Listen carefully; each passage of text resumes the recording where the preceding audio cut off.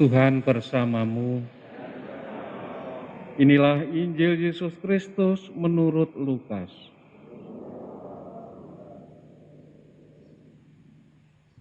Pada waktu itu, Yesus sedang berdoa di salah satu tempat. Ketika ia berhenti berdoa, berkatalah seorang dari murid-muridnya kepadanya, "Tuhan, ajarlah kami berdoa, sebagaimana Yohanes telah mengajar murid-muridnya." Maka Yesus berkata kepada mereka, "Bila kalian berdoa, katakanlah, Bapa, dikuduskanlah namamu, datanglah kerajaanmu, berilah kami setiap hari makanan yang secukupnya, dan ampunilah dosa kami, sebab kami pun mengampuni yang bersalah kepada kami. Dan janganlah membawa kami ke dalam pencobaan." Demikianlah Injil Tuhan.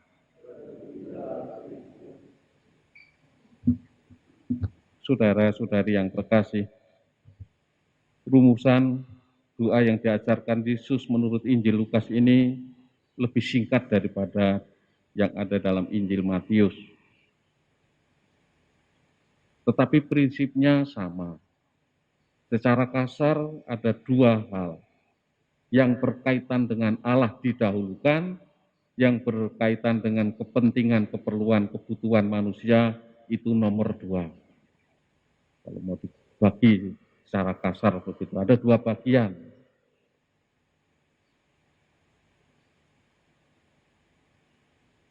Bapa, dikuduskanlah namamu, datanglah kerajaanmu. Ini bagian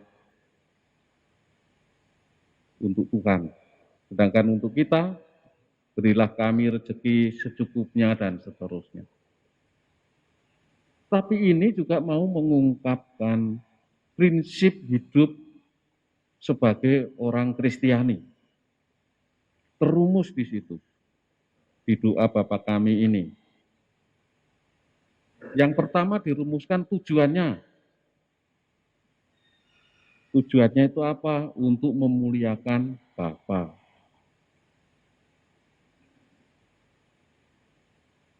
Dikuduskanlah namamu, kudus mulia, itu hanya ada Allah, pada Allah. Jadi tujuan manusia diciptakan itu untuk memuliakan Tuhan, bukan untuk memuliakan diri sendiri.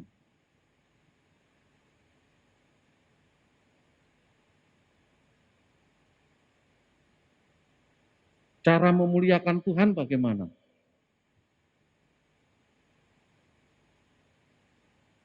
Mendatangkan kerajaannya di dunia ini menjadi nyata. Kerajaan Tuhan, kerajaan Bapa, kerajaan Allah itu kerajaan apa? Kerajaan Allah itu adalah kerajaan cinta kasih. Maka kalau kita mau memuliakan Bapa di surga, berarti kita harus menghadirkan cinta kasih menjadi nyata dalam kehidupan di dunia ini, apalagi di masa pandemi ini. Seperti dalam bacaan pertama tadi disinggung apa yang dilakukan Paulus. Petrus mengingatkan Paulus supaya memperhatikan orang miskin. Membantu menolong, berarti ini solidaritas. Ini ajaran gereja yang tidak pernah lekang dimakan zaman. Tidak akan pernah lapuk dimakan zaman. Solidaritas. Apalagi di masa pandemi ini, solidaritas harus kita tumbuh kembangkan di dalam hidup kita. Memperhatikan, membantu, menolong mereka yang sungguh membutuhkan. Bahkan itu mendahulukan itu. Menjadi preferensi, pilihan yang harus didahulukan kalau berkaitan dengan orang yang menderita atau orang miskin, atau mereka yang tersingkir, atau mereka yang menjadi korban ketidakadilan.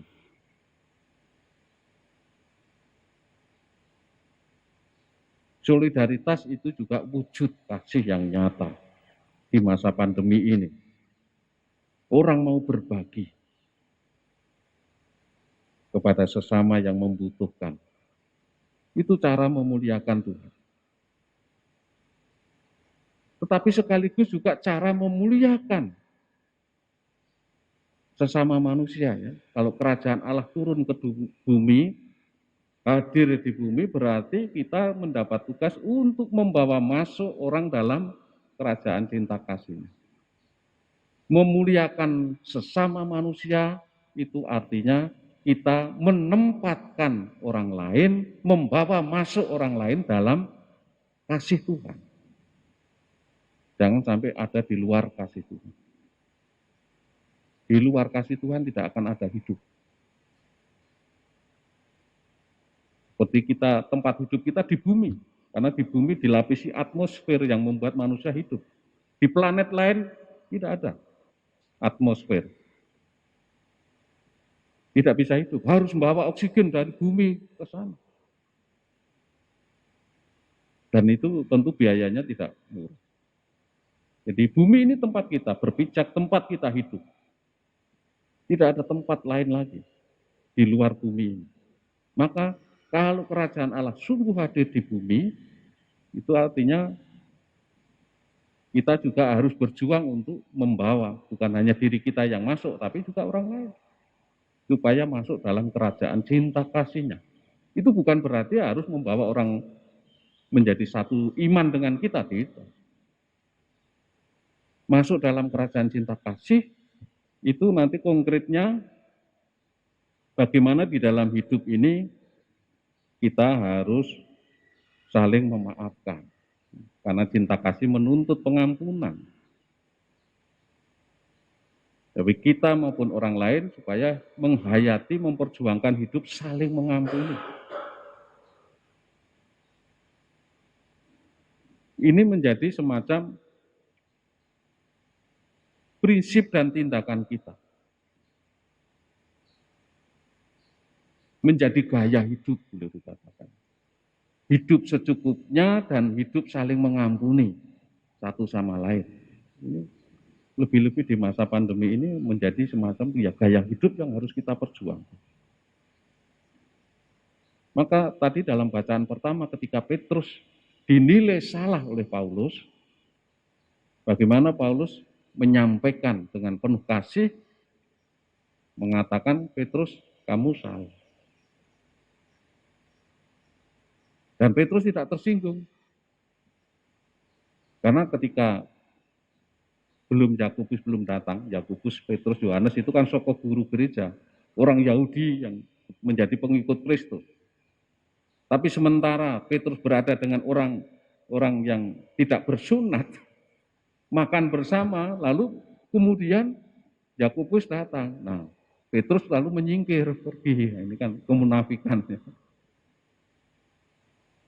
Mau makan tapi begitu ketahuan orang lain lalu menghindar seolah-olah tidak mau kena cap jadi orang yang munafik. Tapi kenyataannya seperti itu. Jadi di situ ada komunikasi yang penting. Jadi di samping solidaritas seperti yang ditunjukkan Paulus, lalu juga ada komunikasi antara Paulus dan Petrus. Komunikasi dalam cinta kasih. Ini penting di masa pandemi ini. Dan Sabda Tuhan hari ini memang memberi inspirasi meneguhkan apa yang sedang kita buat maupun akan kita buat. Bahkan mungkin dulu sudah kita buat. Hidup dalam solidaritas dan komunikasi dalam kasih.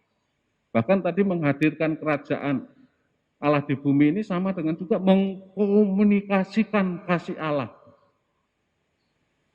lewat tindakan yang nyata. Lewat berbagi, solider, setia kawan, saling mengampuni.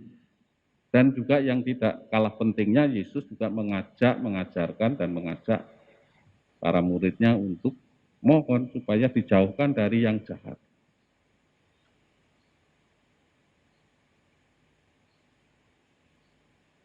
Janganlah membawa kami ke dalam pencobaan. Pencobaan itu perlu, bukan sesuatu yang buruk dengan sendirinya. Itu dibutuhkan manusia ketika di dunia karena ini untuk menguji kemurnian cinta kita kepada Tuhan, kepada sesama. Menguji kemurnian iman kita kepada Tuhan. Tetapi maksudnya supaya kita jangan sampai terjatuh karena pencobaan itu. Dicobai boleh seperti Yesus, 3 kali dicobai iblis, tapi Yesus tidak jatuh. Nah itulah yang dimaksudkan. Kalau ada pencobaan, yang penting kita mohon perlindungan Tuhan, jangan sampai jatuh dalam dosa. Oleh karena itu, dalam doa Rosario, kita mohon pertolongan Bunda Maria, sebelum 10 Salam Maria, Bapa kami. Artinya supaya prinsip hidup Kristiani ini digemakan terus. Entah itu mau 5 kali, 10 kali, atau mungkin 3 kali saja. Kalau tidak mau lama-lama ya. Menggemakan kembali prinsip hidup Kristiani yang diajarkan Yesus melalui doa kami. Supaya bukan hanya 3 kali, 5 kali, atau 10 kali, tetapi sepanjang hidup kita itu mau menggemakan doa Bapa kami itu menjadi kenyataan.